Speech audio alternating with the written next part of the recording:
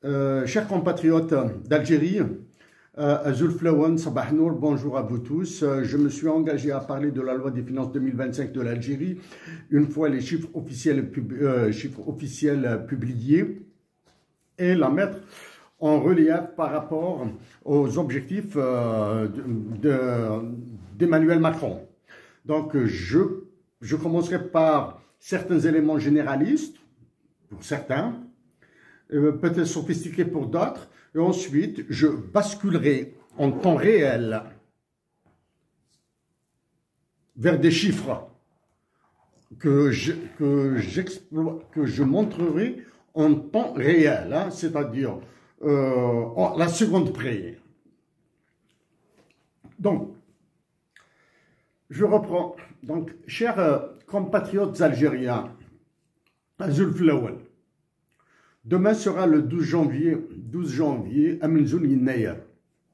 Donc, Asgouassan Gaz, Am Saïd, une merveilleuse année, Amazir, à vous toutes et tous, et toutes ces personnes qui s'identifient comme Amazir, sans oublier toutes les personnes qui partagent le même destin, le même futur, le même avenir que les Amazirs de toute l'Afrique du Nord.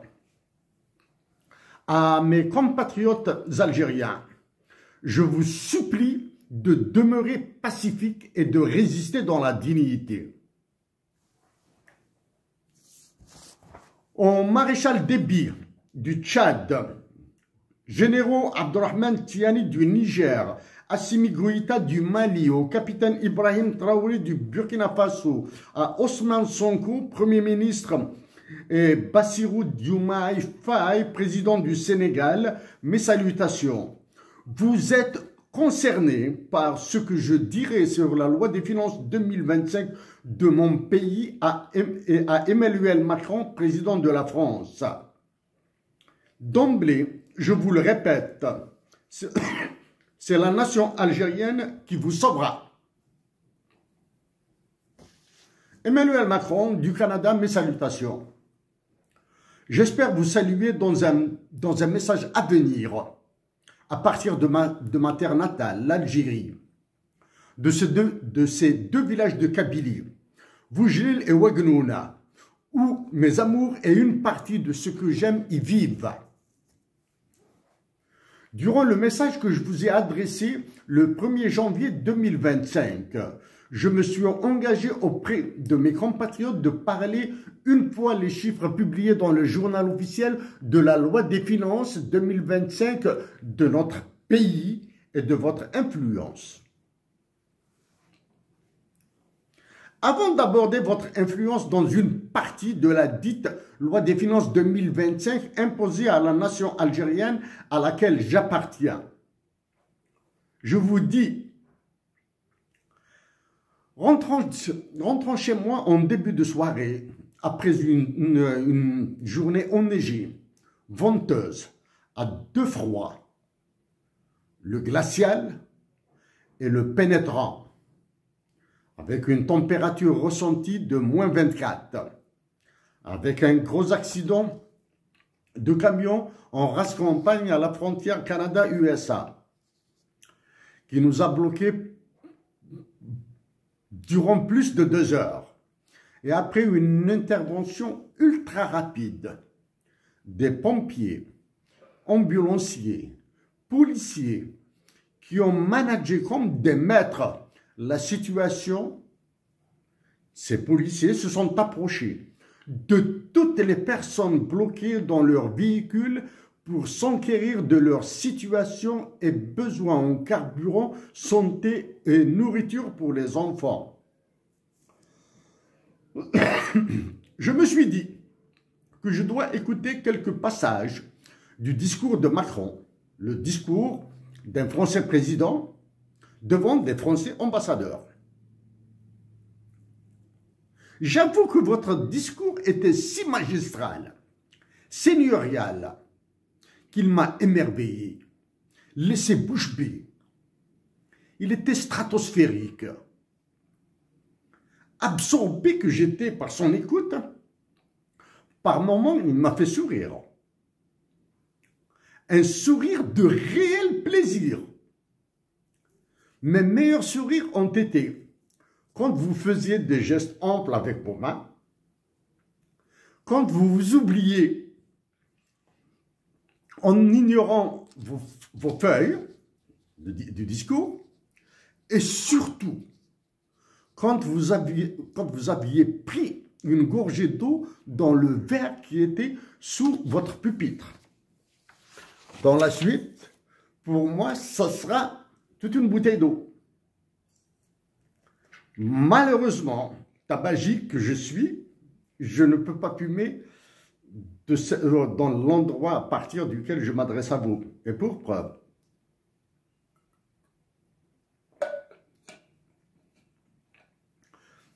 les Français qui vous comparent à Jupiter sont des crétins parce qu'ils ignorent ce que sont les profils INTJ ou NTJ. Parce qu'ils sont loin de votre intelligence et ils sont incapables d'égaler vos forces de conduite d'un État et de sa maîtrise. Je me demande aussi combien de personnes ont été regroupées pour rédiger votre discours ultra-américanisé par ses objectifs d'efficacité et d'efficience. Je me demande aussi si ceux qui décident dans vos colonies africaines en sont capables d'une telle prouesse, d'un tel chef-d'œuvre. Emmanuel Macron, j'aime cette France, ces Françaises et Français qui sont bons et généreux. J'aime ces petits bouts de la terre de France qui portent le nom de Lounas Matoub. Pensez qu'il y aura des résidents dans votre pays, y compris, pourquoi pas, vous et votre épouse, qui diront que nous habitons à la rue Lounas Matoub ou que nous prendrons un café dans le bistrot de la place Lounas Matoub. C'est une très grande émotion pour moi.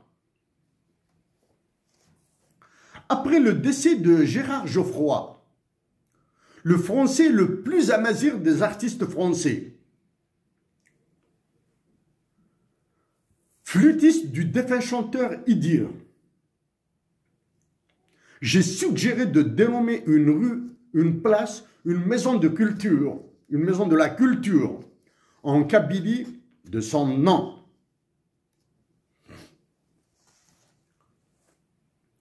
J'aborde maintenant une situation un peu endoxale.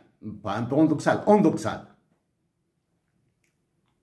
Il est impossible de mettre un nombre entre 0,99999 et 1.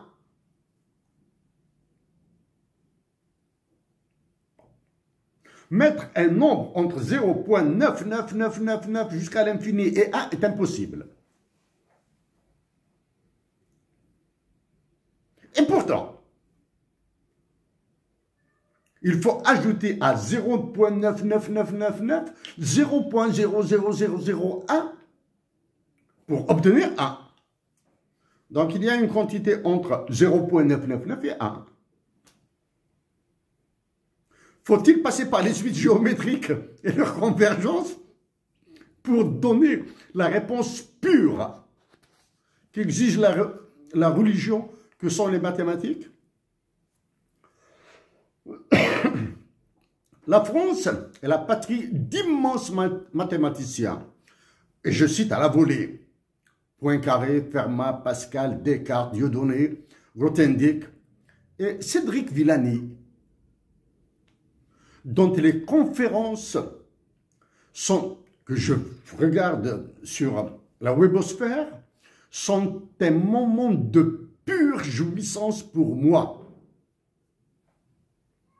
Il s'est essayé à la politique durant vos mandats et il s'est cassé la gueule. Comme quoi, être brillant en politique et un génie en mathématiques peuvent avoir des résultats, des outcomes surprenants. Pour le priver de sa liberté d'expression, le chef d'état-major de l'armée britannique, un militaire donc, a envoyé en prison Bertrand Russell, écrivain, philosophe et prophète, lui aussi de la mathématique. Et c'est un autre exemple des antagonismes entre ceux qui font de la politique et ceux nourris par la mère de toutes les sciences. J'ai dit de votre discours qu'il était stratosphérique parce que vous avez parlé de la Guyane, Mayotte et du cyberespace. Vous avez aussi inclus l'aide publique au développement, l'exportation de la science française, comme la médecine, l'intelligence artificielle, les ressources naturelles, fossiles et la dépendance de la France à ce don de Dieu. Je vous rappelle qu'après, j'aborderai l'aide publique au développement par ces chiffres en temps réel avec l'OCDE.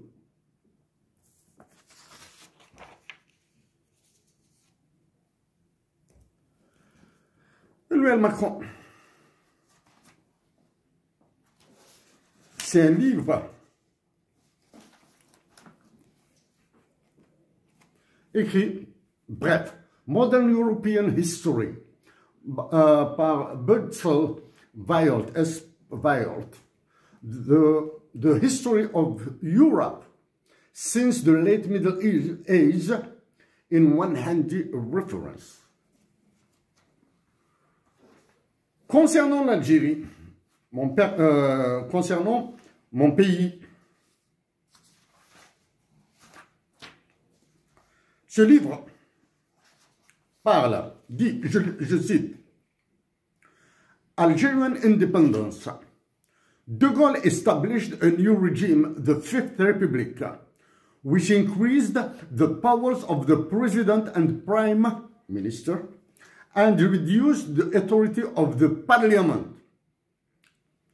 De Gaulle a établi un nouveau régime, celui de la Cinquième République, qui a augmenté la puissance du président et du premier ministre et qui a réduit l'autorité du Parlement. After winning election to a 7-year presidential term in late 1958, après avoir gagné l'élection présidentielle en 1958, De Gaulle acted to solve the Algerian problem. De Gaulle a décidé de régler le problème algérien, la question algérienne. Dans ce livre, il est écrit The Algerian Problem. Although the army believed that De Gaulle would maintain French control over Algeria, the president was a realist. Même si les militaires ont cru, les militaires français, les généraux français, comme Bijard, comme Massu, etc., ont cru que De Gaulle allait maintenir l'Algérie française. Nothing short of full independence for Algeria would satisfy the FLN. Rien de réduit dans l'indépendance de l'Algérie n'aurait satisfait les révolutionnaires du Front de libération nationale. And De Gaulle agreed to this demand in 1962 et De Gaulle a accepté cette demande en 1962.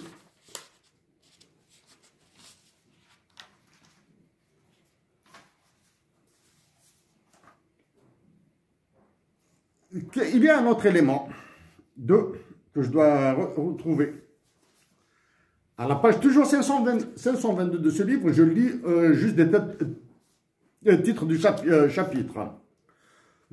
France, the Fourth Republic, la France, 4e République. Cabinet instability, l'instabilité du cabinet. Le relèvement économique, economic recovery. The Mendes France government, le gouvernement de Mendes France. The return of De Gaulle, le retour de De Gaulle. Algerian independence. Quels sont maintenant les motifs les, les motifs de la colonisation. Motifs psychologiques dans ce livre. Les motifs psychologiques du dirigeant de la France. Les motifs économiques. Les motifs d'aura, de célébrité. Les motifs de puissance. Les motifs d'égalité. D'égalisation, pardon, des autres pays comme l'Angleterre, comme du moins la Grande-Bretagne, les États-Unis d'Amérique, probablement à l'époque l'ex-URSS. S'il vous plaît, pourriez-vous dire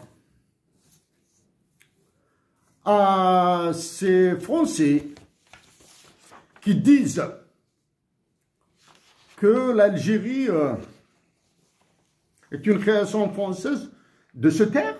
Parce qu'ils disent des conneries, des sottises, des idioties. Parce que si la France avait créé l'Algérie, aucun n'aurait revendiqué la propriété de la terre d'Algérie. Ça, c'est la première. Deuxième, à ces imbéciles qui disent que l'Algérie est une création française. Donc la France est très faible.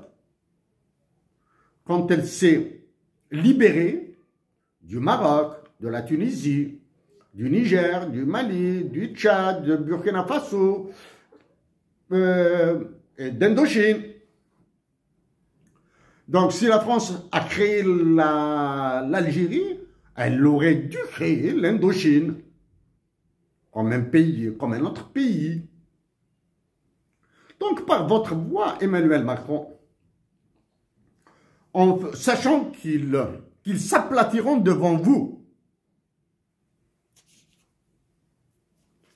il suffirait que vous disiez que l'Algérie existait depuis que Dieu a décidé qu'elle existera. Ok? Donnant les vicissitudes de l'histoire, etc., ont fait que ces frontières se sont élargies, par moments rétrécies, ensuite réélargies. Certains moments, elle était une seule patrie, telle que nous la vivons maintenant, et avant, elle était partagée du temps du Turc par les beyliks, etc. Emmanuel Macron, par vos mots aussi, à la différence de ceux qui se sont abreuvés de mathématiques, vous devez dire, du moins, vous devez suggérer à des bonhommes qui disent que l'Algérie veut humilier la France.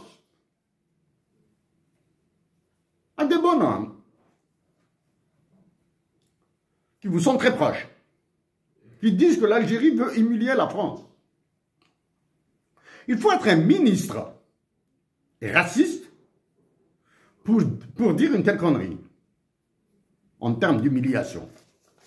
Existe-t-il une colonie française qui peut humilier la France dirigée par Emmanuel Macron?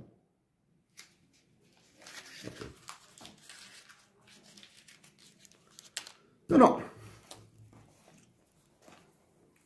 Emmanuel Macron, c'est un livre que j'ai pris au hasard comme ça à la bibliothèque. Aristote Kabongo écrit Cyril au Congo.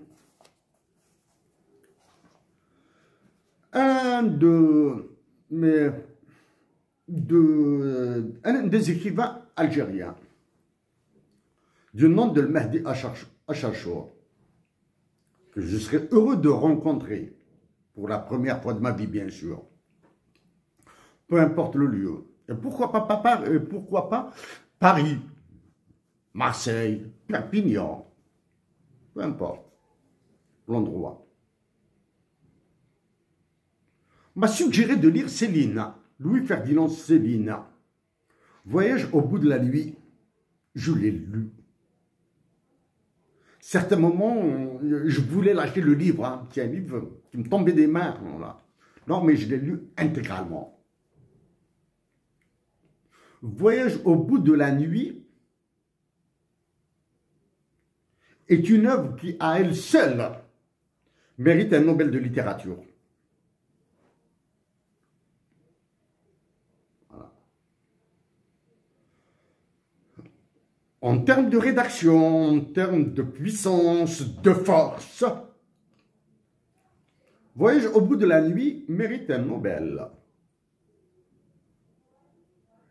Écrit par un antisémite, ça dégage de l'abjection. Parce que être antisémite, si j'étais antisémite, je peux être anti-christianisme, chrétien, contre les chrétiens, contre les musulmans, comme moi. Sauf que, dans ce livre d'Aristote Kavango, il a parlé de Céline au Congo. Céline qui était médecin.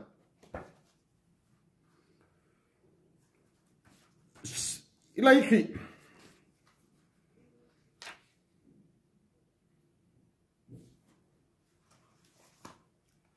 tu dis que Voyage au bout de la nuit est un livre sur l'antimilitarisme et l'anticolonialisme? M'avait demandé un ancien collègue de classe au secondaire. Oui, entre autres. N'était pas le seul. Généralement, le rire qui suivait était toujours porteur d'une rage dont je comprenais très bien la couleur. Je tombais mal. Aucun auteur, aucun livre ne pouvait sauver ses compatriotes du désespoir et de la résignation. Ils veulent du militaire. Leur pays, le Congo-Kinshasa, est attaqué de manière injuste par ses voisins qui n'ont plus désormais la spoliation facile. Un seul mot explique cette morbide agglutination: le coltan. Le coltan et le coltain. Ce pays détient de 60 à 80% des réserves mondiales de ce minerai qui sert à la fabrication de téléphones mobiles, des ordinateurs portables et d'autres appareils. C'est dire si c'est important. C'est un sujet que j'ai abordé justement dans le cadre de l'aide publique au développement. Il ajoute: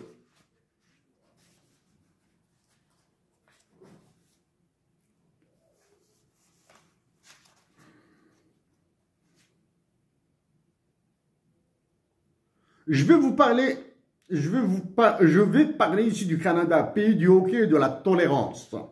Voici une anecdote. Un commentateur sportif s'est permis de dénigrer la minorité francophone du pays. Habitué aux controverses, il était tout le temps sauvé par l'audimat. Il a écopé d'une punition plus symbolique et humiliante qu'autre chose. À partir de ce moment, ses propos nous arrivaient en différé de 7 secondes. Le temps pour une brigade mise en place de les épurer, de les rendre potables. Le prix à payer pour conserver le vivre ensemble. Passe.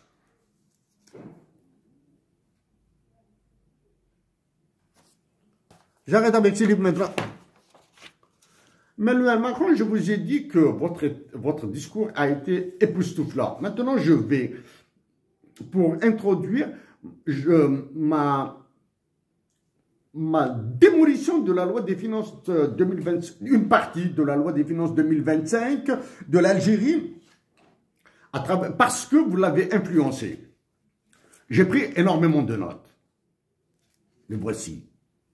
Donc, je peux y aller tous les côtés. Je peux aller dans quasiment tous les sens.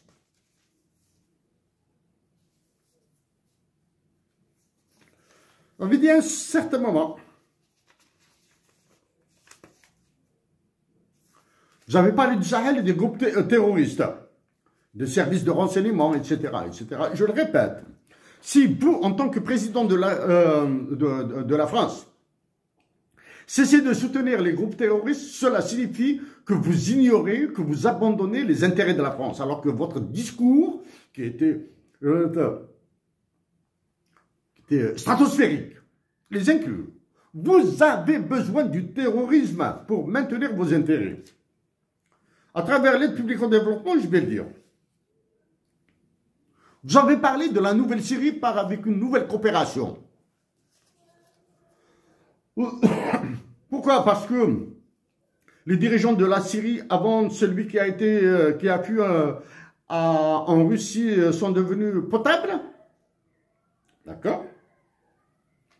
Vous avez dit, nous ne pouvons pas laisser la Russie gagner en Ukraine pour notre propre sécurité. Ce sont vos mots.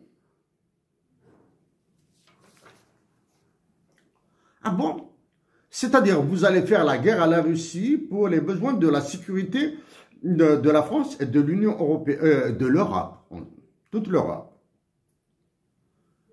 Éviteriez-vous la guerre à vos colonies actuelles en Afrique pour les ressources naturelles comme le coltan, comme l'uranium? Allez-vous l'éviter? Ce serait un contresens dans ce cas-là. De votre part, bien sûr. Allez-vous céder l'Algérie?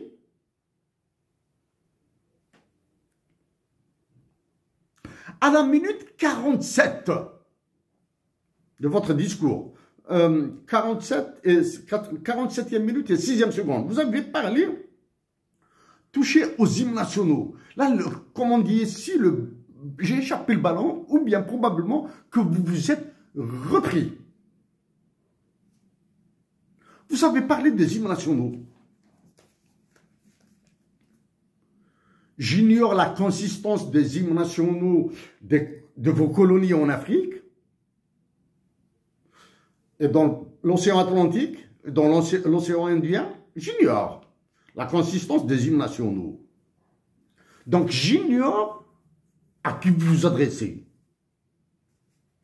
Mais pour moi, j'ai fait de l'hymne national algérien Kassaman une quasi-obsession. Parce que depuis que vous êtes devenu président de la France, il n'a jamais été exécuté dans son intégralité.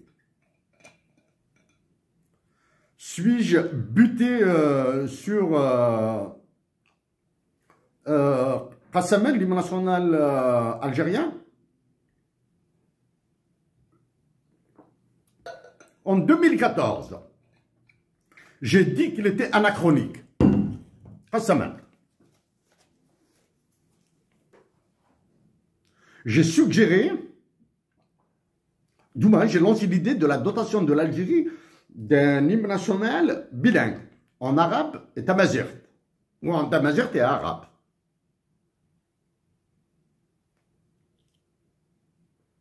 Une de mes compatriotes, paix à son âme, Dehia Louise, s'est engagée à le rédiger, à créer un hymne national bilingue, en tamazight et arabe. Ceci grâce à une autre femme qui m'a envoyé dans cet enfer de la mazérité. Un enfer de la mazérité que j'ai envie de partager avec Lounas Matoub et Mohamed Haroun. Malheureusement. Donc le cancer a eu raison. Le cancer a eu raison de sa résistance. Et je vais parler du cancer dans la loi des finances 2025 de l'Algérie.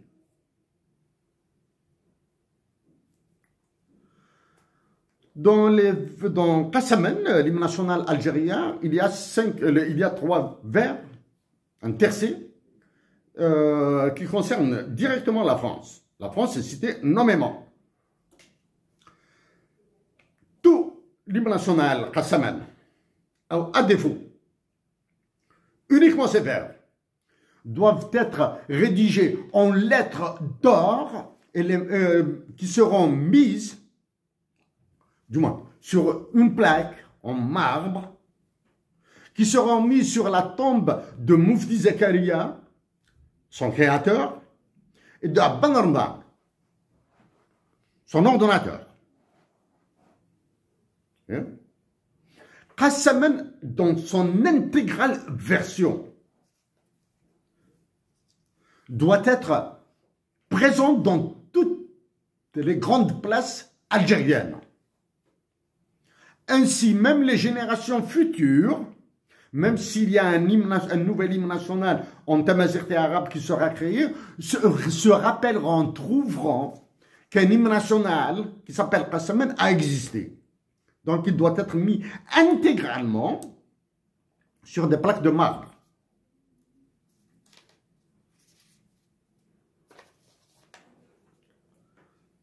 Un autre passage. Vous avez dit, ce sont vos mots, panafricanisme de bonne loi. Y a-t-il un panafricanisme de mauvaise loi?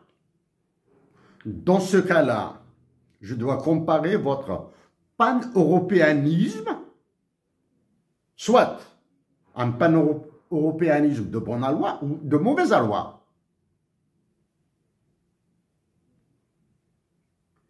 Il m'importe peu les personnes que vous visez par ça. M'importe peu. D'autant plus que, loin d'être un panafricaniste,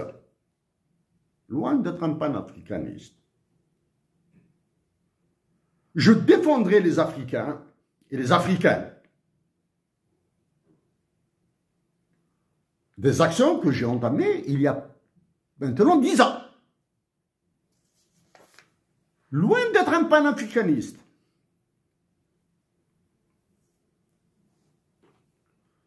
Mais m'inspirant de l'esprit de certains leaders révolutionnaires algériens et d'autres.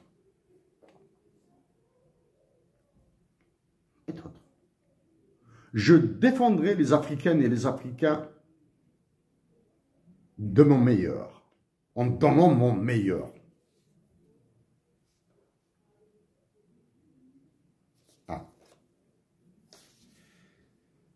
Vous avez parlé de votre dépendance énergétique, etc. Bien. Vous avez parlé de l'amélioration de votre balance commerciale en exportant votre intelligence, l'intelligence artificielle française, l'agroalimentaire et la santé. Intelligence artificielle française, l'agroalimentaire français et la santé française. Leur impact sur la loi des finances 2025 de l'Algérie est clair. Ok? Vous avez usé du mot, usé non, c'est sévère de ma part, mais vous avez utilisé le mot stratégique. Pour moi, le mot stratégique, on voit à des mathématiques dures, complexes, bourrées de probabilités. Okay? Stratégique. J'ignore si vos colonies africaines, surtout les dirigeants que j'ai cités, comprennent ce qu'est la stratégie. Une coopération stratégique. Un problème immense que vit mon pays, l'Algérie, que vous avez soulevé, du moins, que vous avez abordé dans le cadre de la France, bien sûr. Vous avez parlé de la loi sur la programmation militaire, de l'engagement de la France, En Algérie, mon pays, j'ai fait mon service militaire dans l'école dirigée par le précédent chef d'état-major, paix à son âme, Ahmed Gaïd Salah. J'ai fait donc mon service militaire. La période de formation, j'étais dans l'école dirigée par le défunt chef d'état-major, Ahmed Gaïd Salah, paix à son âme, et que Dieu lui pardonne.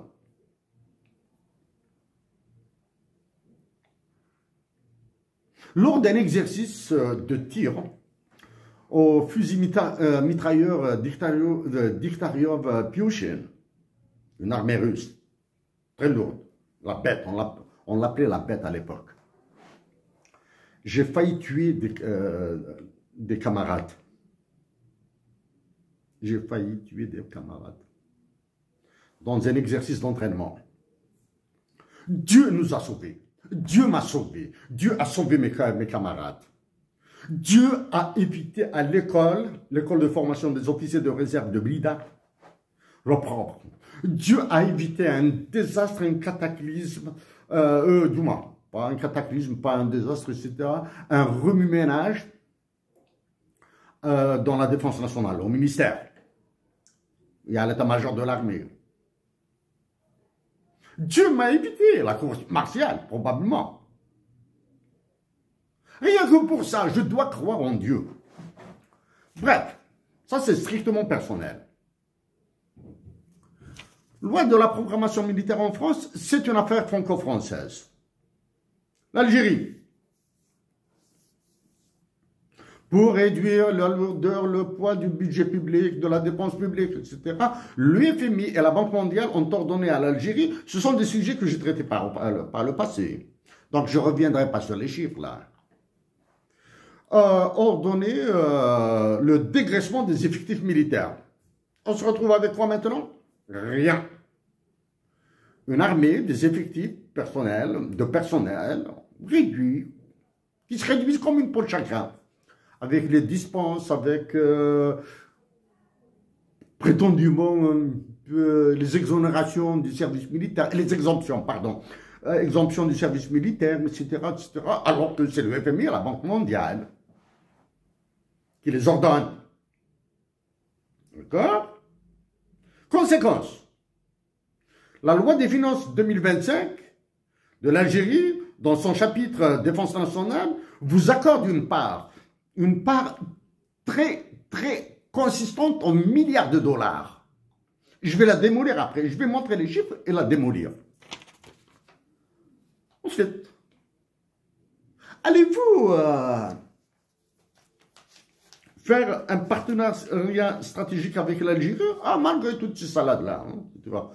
Bah maintenant, normalement, protocolairement, c'est une personne de votre rang qui doit vous répondre. Du moins, qui doit s'adresser à vous. Normalement, c'est un ministre qui doit réagir aux propos d'un ministre. Etc. Et normalement, protocolairement, ce sont des universitaires, des intellectuels algériens, des journalistes algériens, des avocats algériens, des magistrats, procureurs, etc., qui doivent réagir aux propos de leurs homologues français. Mais, je passe.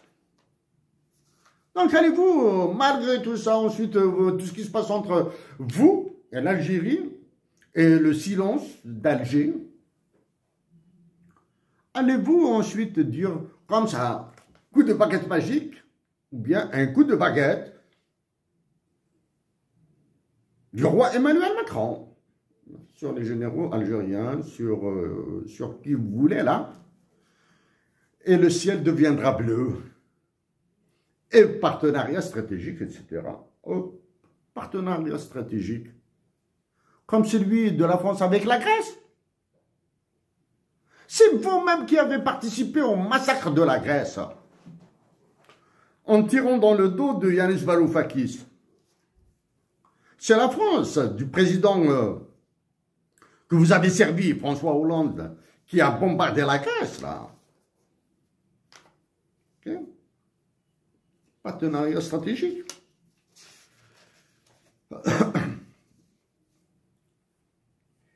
Emmanuel Macron.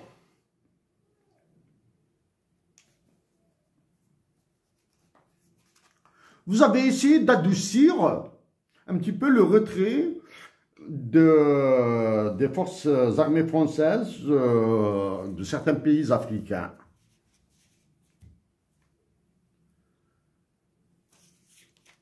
Certains pays africains.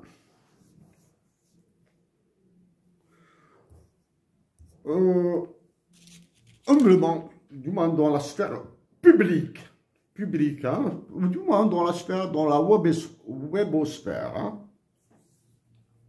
Je pense avoir participé de manière efficace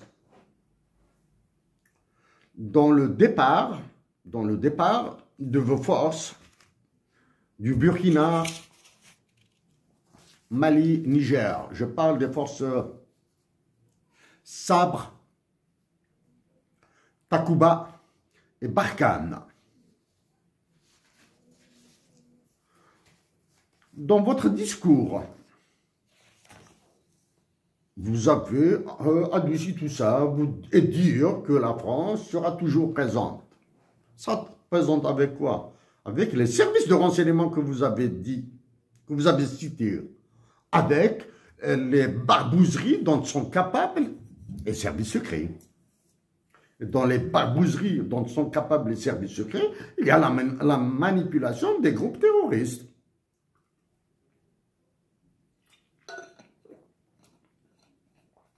Alors, il y a ça. Bon, donc il y a ça. Voici le lien maintenant. À la minute, pardon, à la centième minute, c'est-à-dire à 1h40 minutes, après 1h40 minutes de votre discours, vous avez dit, quand ils sont prisonniers, quel que soit le régime, quels que soient nos intérêts, nous avons toujours fait cela et nous continuerons de le faire. C'est un peu fort. Un peu fort. Des compatriotes algériens sont toujours en prison. Des compatriotes algériens ont été envoyés, pour des raisons politiques, bien sûr. Des compatriotes algériens ont été envoyés en prison et libérés. Libérés. Non pas par les pressions ou bien par les ordres que vous avez donnés ou toute les structures liées aux droits de l'homme, tant de l'ONU que non gouvernementales, ça, non. C'est juste un petit jeu d'équilibrisme, un tout petit peu, et il est minable ce jeu. C'est un jeu minable.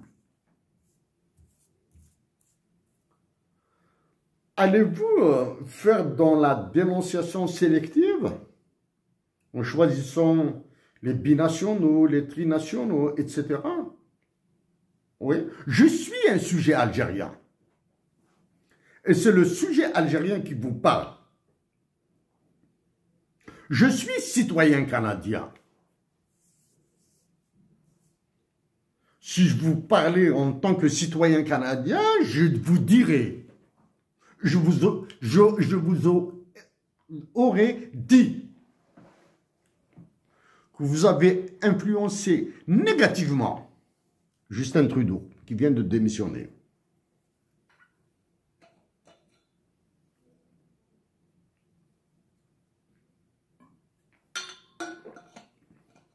Avant que j'ai échangé avec le cabinet du Premier ministre Justin Trudeau et d'autres ministres canadiens.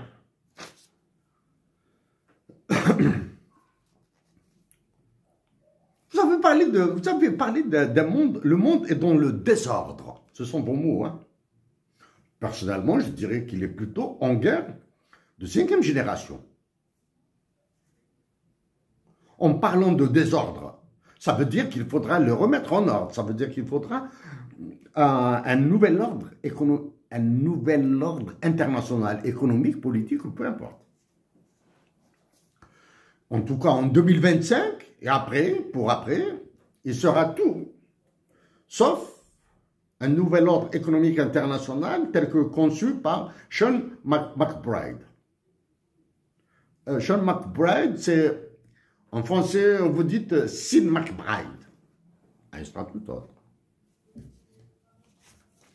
Dans votre discours ultra-américanisé, hein, vous parlez de l'administration, la future administration américaine. Non. Emmanuel Macron, il faut dire le futur gouvernement américain. Le gouvernement américain n'est pas une administration, c'est un gouvernement américain. c'est le gouvernement des États-Unis d'Amérique. Avec un président comme Donald Trump. Voilà.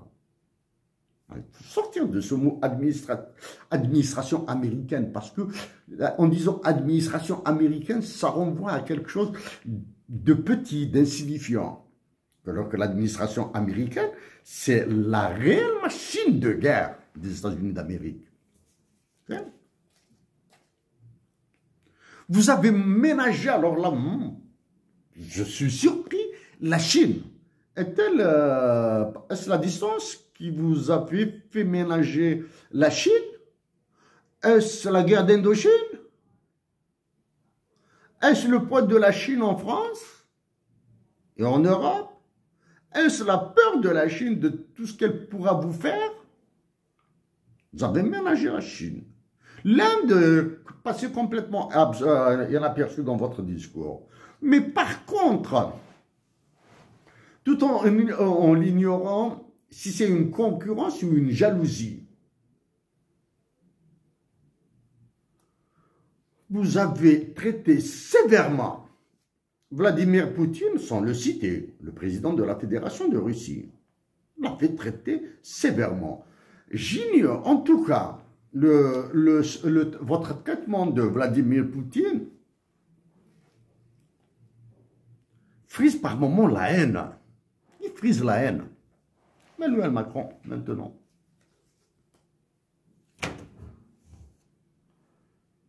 J'ai dit que je mettrais en relief la loi des finances 2025 de l'Algérie avec votre influence. Emmanuel Macron, est-ce que l'Algérie refuse d'acheter de la dette française actuellement, à la minute où je vous parle? Est-ce que l'État algérien a refusé d'acheter de la dette française pour même de souffler un petit peu? Est-ce que l'État algérien a refusé de financer la prétendue reconstruction de Mayotte? Quand je vous l'ai dit le 1er janvier 2025, la France, avec toute sa puissance, aurait pu prendre les enfants qui souffrent le plus, les blessés les plus touchés, les cas les plus graves en France. La France aurait pu évacuer des Mahorais pour leur donner des logements sociaux en France.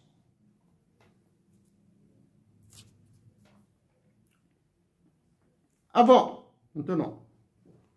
Puisque la dette française, celle qui fait problème là, dans le silence le plus surprenant du FMI, de la Banque mondiale.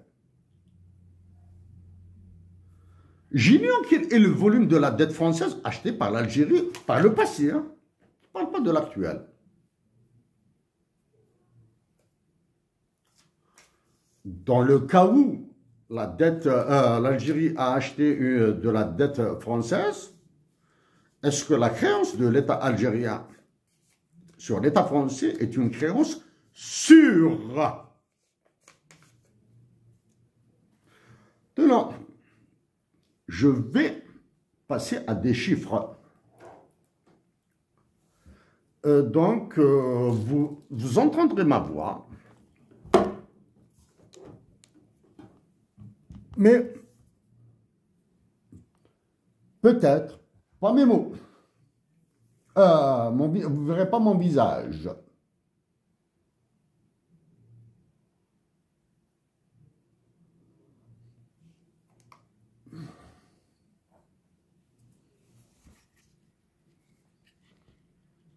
Et voici.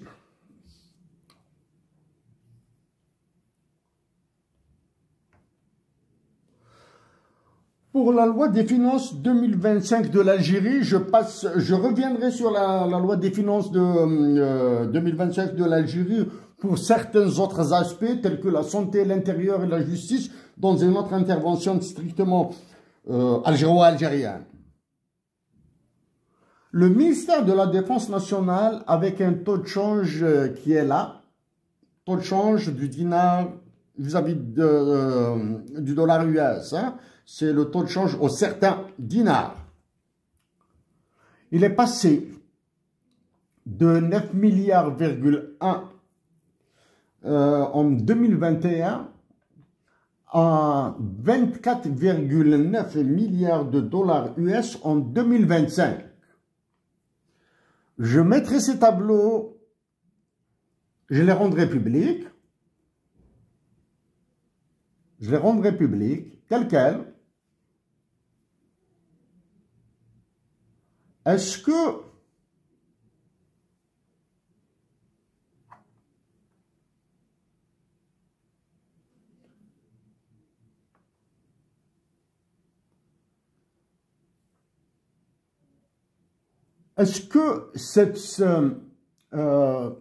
ce montant de 25 milliards de dollars, environ 24,9 milliards de dollars, sera réservé à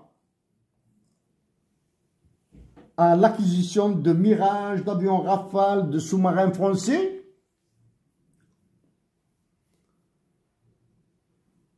Probablement. Est-ce que je laisserai, me tairai-je face à l'acquisition de Mirage français, d'avions Rafale français, de sous-marins français? Hors de question. Hors de question. Quel sera le volume de la corruption maintenant? Donc Emmanuel Macron, actuellement, vous faites dans la gesticulation, vous mettez de la dette, vous mettez de la pression sur Alger pour que vous puissiez prendre de l'argent. Voici les indicateurs algériens. Voici la défense nationale, comment est-ce qu'il est passé de là à là en 2025. Maintenant, Emmanuel Macron, voici sur la base des chiffres de la défense nationale, un scénario 1. Si l'armée algérienne décide d'acquérir, ou du moins, si vous avez décidé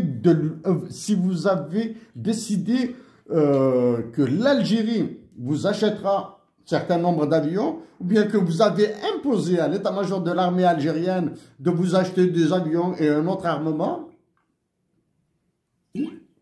pour la faire sortir du giron russe, voici des simulations. Scénario A. Si l'Algérie décide d'acquérir des F-35 américains, des Mirage 2000, des MiG et des sous-marins pour des prix d'unité, les Mirage 2000 pour 75 millions de dollars US. Des sous-marins français pour 100 millions de dollars US. Si elle acquiert 3 sous-marins, si elle acquiert 15 Mirage 2000, il y aura déjà à peu près 1,4 milliard de dollars.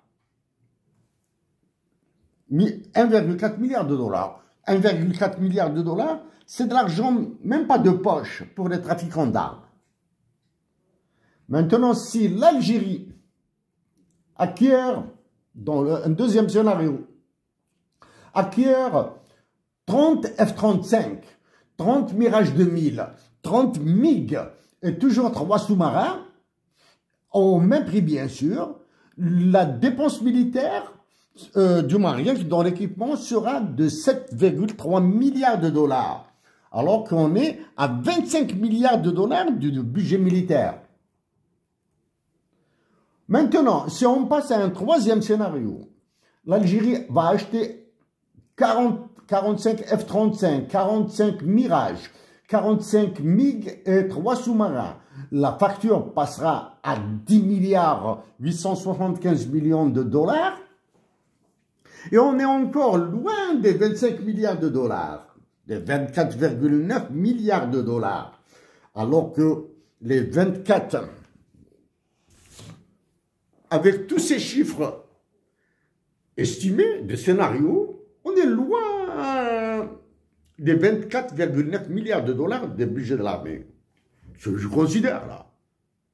Les soldats algériens ne touchent pas 1 million de dollars par mois, là. Hein? Parce que ça, c'est pour une année. Ils ne touchent pas 1 million de dollars par mois, là. Maintenant, ce qu'il y a dans ces scénarios, le volume de la corruption. On le met. Sur la base de ces chiffres, vous mettez 5%, 10%, 15%, 20%, etc. Ça, c'est pour le budget militaire, ce que vous allez prendre. Maintenant, rapidement, je reprendrai dans les détails la loi des finances pour mes compatriotes d'Algérie. Donc, comme je l'ai dit tout à l'heure, vous allez exporter de la médecine, de l'intelligence artificielle, etc., etc. Le budget de la santé publique est une catastrophe. À côté de celui du Moudjahidine, du ministère de l'Intérieur, de la présidence de la République, etc., de l'éducation nationale, etc. L'enseignement supérieur, c'est la catastrophe. Je le reprendrai à temps plus à l'aise pour mes compatriotes d'Algérie. Mais Emmanuel Macron, maintenant, je passerai à l'aide publique au développement, parce que l'aide publique au développement est un sujet qui a fait l'objet d'un affrontement entre moi et vous. Nous nous sommes battus sur ça, par vos universitaires interposés. Je passerai à l'aide publique au développement, parce que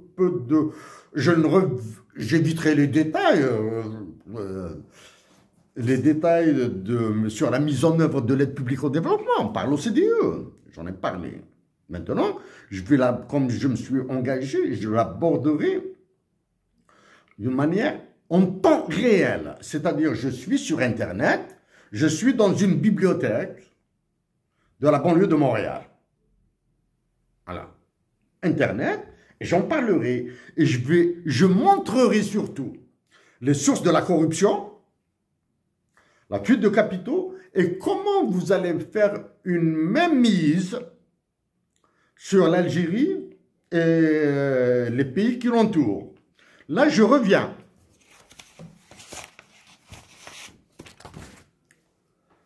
Je reviens à messieurs, au maréchal Déby du Tchad, généraux Abdourahmane Tiani du Niger, Assimi Goïta du Mali, au capitaine Ibrahim Traoré du Burkina, Ousmane Sonko, Premier ministre, et Bassirou Diomaye, président du Sénégal. J'aurais pu ajouter tous les pays de la zone CFA, hein, la République centrafricaine, la Côte d'Ivoire, le Cameroun, j'aurais pu ajouter tous ces pays-là. Hein. Donc je vais aborder, vous savez, certains de vos pays ont parlé de loi des finances 2025, le Mali ou le Niger et le Sénégal, etc., etc. Vous faites dans la connerie à l'état pur. Voilà. Vous n'avez aucune souveraineté sur la monnaie, vous n'avez aucune souveraineté sur vos ressources naturelles, et Emmanuel Macron vous a tellement écrasé que vous ne pouvez même pas parler du franc CFA. Je vous signale qu'Emmanuel Macron a abordé, y compris le cyberespace, sauf le franc CFA, dans son discours aux ambassadeurs français, y compris dans vos pays. Il a abordé quasiment tous les sujets. Un discours merveilleux, stratosphérique, sauf le franc CFA. Donc, je vais aborder l'aide publique au développement.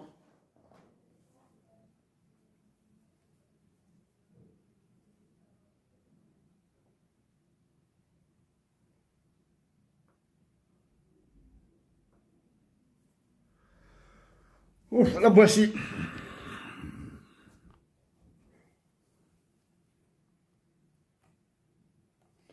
Ça, c'est... je suis en temps réel sur Internet, là. Hein. C'est en anglais, parce qu'il n'y a pas la version française de ça. ODA, c'est Official Development Assistance. by members of the Development Assistance Committee. Donc, c'est l'aide publique au développement par le comité d'aide par le comité de l'aide au développement. Ici, je ne sais pas, ces chiffres-là, il y a de 1 à 13. Moi, je vais l'aborder par le 13e. Hein. Je vais aborder en backward. Parce que les chiffres, les autres chiffres, vous les comprendrez pas. Voici le secteur privé, ce qu'il a donné. Pour de 2018 à 2023, voici l'augmentation de la part du secteur privé. Maintenant, je vais aller vers le tableau 12.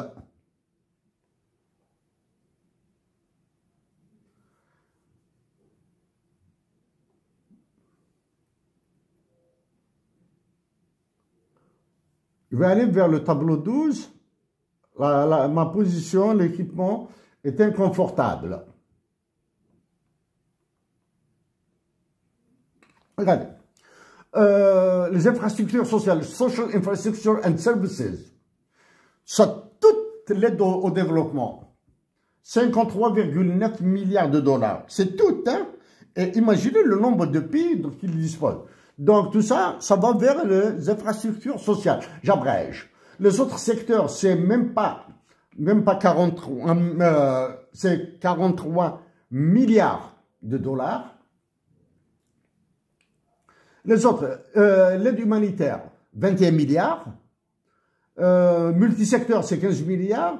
Pour la production, 9 minables milliards de dollars. Donc, vous, messieurs, là, de l'Afrique, là, vous vous sucrez en corruption et pas de vin ici. Je passe. Si je pouvais faire, si j'avais un peu plus de temps, je passerais par 2019, regardez, 2020, 2021. Regardez là, ces boyaux, comment ils s'allongent.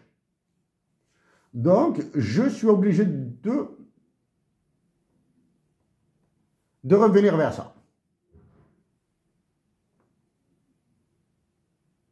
Ah, Emmanuel Macron, vous avez parlé de l'aide publique au développement, mais vous avez oublié de mentionner que votre aide publique au développement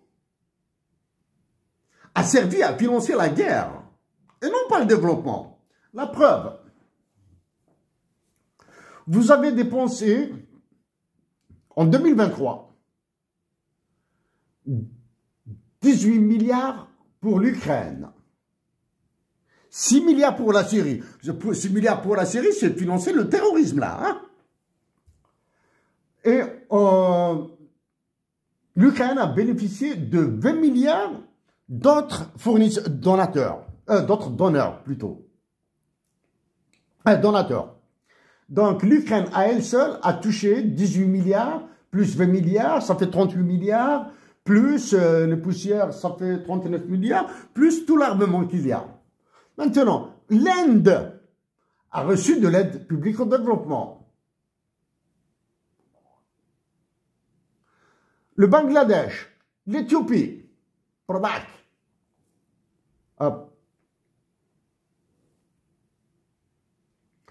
L'Afghanistan, il a complètement sauté d'ici. Voici les sorties, etc. Bon. Sub-Saharan Africa, Least Developed Countries. Least Developed Countries, le Mali, le Niger, le Tchad, le Burundi, le Burkina Faso, je pense que font des pays les moins avancés et les plus endettés, hein, de Least Developed Countries and heavily indebted. Et le Sub-Saharan Africa, l'Afrique subsaharienne, c'est-à-dire celle qui est au sud de l'Algérie. Voici de 2010 jusqu'à 2023, c'est complètement stable. tous les pays, hein, stables, regardez ici ce graphique-là. Regardez ce graphique-là. Encore, en 2020, en 2023, 2022, 2021, elle a baissé. Elle a baissé. Bon, ça c'est pour les régions. Maintenant, je passe. Ça, je termine avec ça parce que, bon, je peux vous montrer ça. Je ne vais pas passer tout mon temps ici. Hein. Maintenant, je vais passer à un autre chiffre.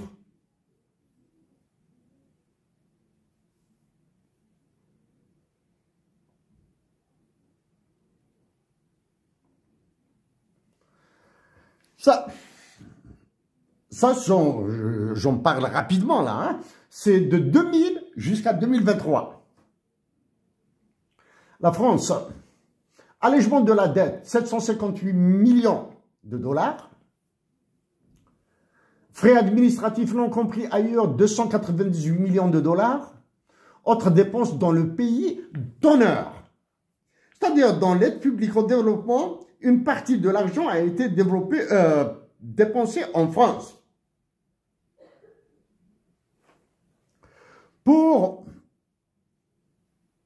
Maintenant, pour qu'un pays bénéficie de l'allègement de la dette en France, certains croiront que l'allègement de la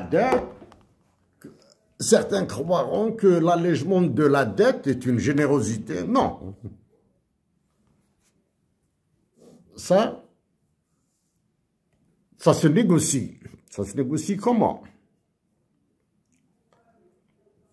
Par les contrats sur l'uranium.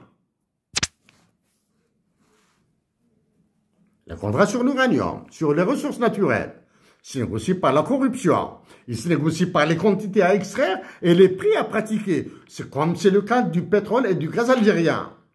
Ok? C'est comme ça. Maintenant, je mettrai en public ce document. Maintenant, on va voir. Les États-Unis d'Amérique, ils passent à des chiffres beaucoup plus importants. À 203 millions de dollars, ensuite à 1 milliard de dollars, juste 1 milliard de dollars. Ils sont plus importants que ceux de la France, hein, ils demeurent faibles. Ils demeurent faibles dans le cadre de l'allègement de la dette. Mais maintenant, si la France obtient des concessions sur les ressources naturelles, etc., qu'obtiennent les Américains quand ils négocient un allègement de la dette? Quand un officiel américain, ou même pas un officiel, un agent de bureau des États-Unis d'Amérique pointe à Alger, à Rabat, à Tunis, à Bamako, à Dakar, à N'Djamena, quand ils pointent, il suffit qu'ils disent « Hey, I am American, I come from the United States of America ». Et toute l'armée sera au garde à vous. Toute, absolument toute. C'est-à-dire du chef d'état-major jusqu'au dernier soldat. Au garde à vous. Chers compatriotes d'Algérie, je vous dis une autre fois, je vous supplie de demeurer pacifique. Et à une autre fois, à une autre occasion, dans des conditions meilleures, je détaillerai les chiffres de la loi des finances 2025, qui est criminel. D'accord? Parmi les autres crimes, à travers cette loi des finances, il y a des augmentations des salaires qui vous seront imposées. C'est-à-dire, même s'il n'y a aucune revendication salariale, ils vous les imposeront. Et l'Algérie ira vers la ruine comme ça. Je reviendrai sur la santé plus détaillée et cette augmentation des salaires qui a été obtenue par certains personnels de la santé. Je reviendrai avec des mots extrêmement sévères. Parce que j'ai traité du FMI et de la Banque mondiale et de leurs ordres dans la santé en 2015, 2017, 2018 et vous me poussez à revenir en 2025 sur ça. Je reviendrai avec des mots extrêmement sévères. Sauf que la sévérité de mes mots doit être comprise comme un amour de la patrie. Merci à vous tous.